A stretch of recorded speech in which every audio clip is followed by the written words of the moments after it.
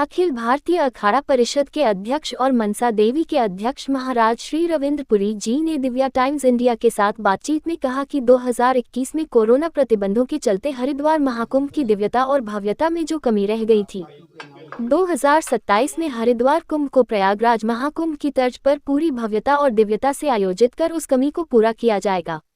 इस अवसर पर हरिद्वार की मेयर श्रीमती किरण जायसवाल का महाराज रविंद्रपुरी जी ने स्वागत किया। आइए जानते हैं महाराज रविंद्रपुरी जी ने धामी सरकार के 3 वर्ष और आने वाले हरिद्वार 2017 अर्ध कुंभ को महाकुंभ के तौर पर मनाए जाने बारे क्या क्या कहा। दिव्या टाइम्स इंडिया में आपका स्वागत है। मैं हूं हर्षिता। हम पहुंचे हैं निरंजनी अखाड़े के अध्यक्ष महाराज रविंद्रपुरी जी। आइए उनसे बात करते हैं। प्रयागराज में जो महाकुंभ रहा है वो किस तरह से रहा है। बहुत बहुत आशीर्वाद दिव्य टाइम्स ऑफ इंडिया को। देखिए, आपने देखा होगा हमारा प्रयागराज का जो महाकुंभ बहुत दिव्य, भव्य और डिजिटल कुंभ रहा।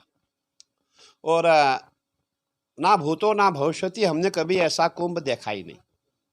और हमने भी अपने जीवन में कहीं कुंभ किए हैं। पहला कुंभ हमने देखा जिसमें नियर अबाउट 60 करोड़ से लेकर 70 करोड़ तक सनातनी प्रयागराज में आए। ऐसा कुंभ पहली बार हुआ।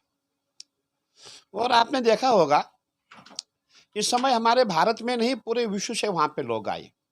और जब हमने लोगों को पूछा आप कहाँ से आए, कोई कहता मैं केरल से आया हूँ, गोवा से आया हूँ, अमेरिका से, जर्मन से, जापान से। मैं ये कहना चाहूँगा कि पूरा विश्व जो है प्रयागराज में आया। और जितने हमारे सनातनी थे सभी ने गंगा यमुना सरस्वती के संगम पे स्नान किया। और ऐसा लग रहा था कि ये प्रयागराज नहीं, एक हमारा जो हमने सपने में कभी सोचा होगा, जो जिसको हमने स्वर्ग का नाम दिया है, तो ऐसी नगरी लग रही थी कि बहुत दिव्य भव्य नगरी लग रही थी। और हमारे माननीय मुख्यमंत्री जी का पूरा प्रयास रहा।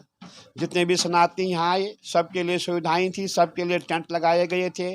और जितने भी व्यक्ति वहाँ आए थे, और देखिए हमारी जो मूल सुविधा होती है शौचालय, आदमी खाना खाएगा कोई दिक्कत नहीं है, वहाँ लंगर चल रही है, लेकिन शौच कहाँ जाएगा। तो हमारे माननीय मुख्यमंत्री जी ने सबसे पहले शौचालय वहाँ लाखों की संख्या में बनाए। और मैं समझता हूँ कि ऐसा कुंभ ना भूतो ना भविष्यति न कभी देखने को मिला था, और शायद आगे भी देखने को नहीं मिलेगा। क्योंकि प्रयागराज का जो कुंभ होता है वो हमेशा सर्दियों में आता है। और सर्दी में जितने भी वहाँ व्यक्ति आते हैं वहाँ सबका खाने को भी मिल जाता है, रहने को मिल जाता है। आप बिना पसीने के पूरा मेला आप घूमेंगे तो बहुत ही अच्छा कुंभ है। और मैं समझता हूँ कि ऐसा कुंभ जो है शायद पहली बार हमने देखा है। और ऐसा अनुभव हमारा हुआ कि जितने भी श्रद्धालु हमने वहाँ पे देखे, उनके अंदर ऐसी आस्था थी, उनका मानना था कि गुरुजी ये कुंभ तो कुंभ है नहीं, यहाँ ऐसा महसूस हो रहा है कि समस्त देवी देवताओं का वास जो है प्रयागराज में है। और हमारे यहाँ मान्यता है जब भी हमारा महाकुंभ होता है उस समय सचमुच में देवताओं का वास पृथ्वी पे होता है। और प्रयागराज तो वो जितने भी हमारे तीर्थ स्थल है उनका राजा है प्रयागराज। मैं समझता हूँ बहुत ही अच्छा कुंभ रहा। और अब हमारे माननीय मुख्यमंत्री जी हमारे उत्तराखंड के हैं, उनका भी प्रयास है कि हमारे यहाँ भी बहुत दिव्य भव्य कुंभ हो। और हमारा प्रयास रहेगा ऐसा ही कुंभ हम यहाँ भी करें।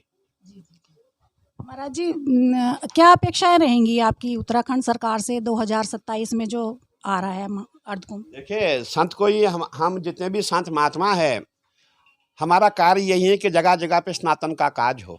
और हमारे मुख्यमंत्री जी का विजन है कि 2027 में यहाँ पे कुंभ हो।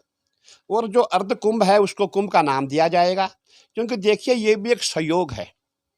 इससे पहले आपने हरिद्वार का अर्ध कुंभ देखा होगा।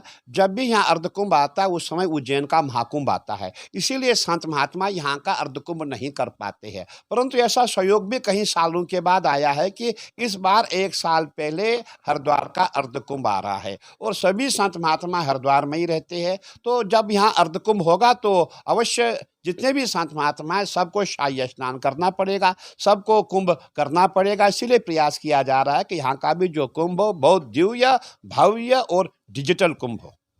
महाराज जी, धामी सरकार को 3 साल हो चुके हैं, तो आप क्या कहना चाहेंगे, उनका कार्यकाल किस तरह से रहा। माननीय मुख्यमंत्री जी को बहुत बहुत आशीर्वाद साधुवाद। हमने भी अपने जीवन काल में हजारों की संख्या में नेता देखे हैं, परंतु धामी जी जैसे मुख्यमंत्री हमने पहली बार देखे हैं।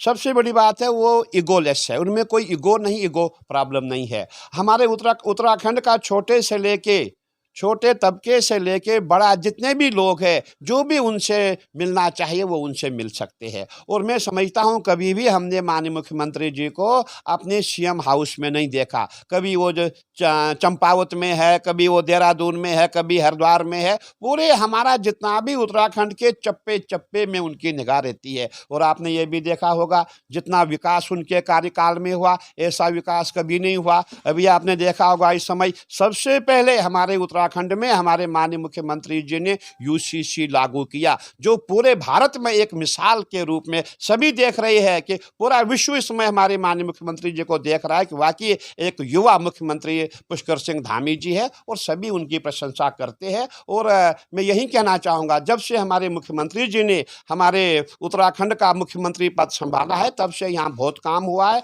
आप हरिद्वार में देखिए, हरिद्वार में कितना काम हुआ है। अभी मुख्यमंत्री जी का विजन है हरिद्वार में भी महाकुंभ होगा, सबको काम मिलेगा। पूरे ये मत सोचो हरिद्वार वासियों को काम मिलेगा, पूरे भारत को काम मिलेगा। जब भी यहाँ महाकुंभ होगा आपको पंजाब का भी बैंड मिलेगा, आपको बम्बई का बैंड मिलेगा। जितने भी छोटे छोटे काम होते हैं ये पूरे हिंदुस्तान के लोग आते हैं। मैं ये चाहूँगा कि हमारे मुख्यमंत्री जी ने बहुत अच्छा काम किया है, और जितने भी हम संत महात्मा जितने सनातनी है इनको ते दिल से हृदय से बहुत बहुत आशीर्वाद और साधुवाद देना चाहते हैं। इनकी आयु लंबी हो और ये मुख्यमंत्री बने रहे। हम सबका आशीर्वाद जो है माननीय मुख्यमंत्री जी के लिए है।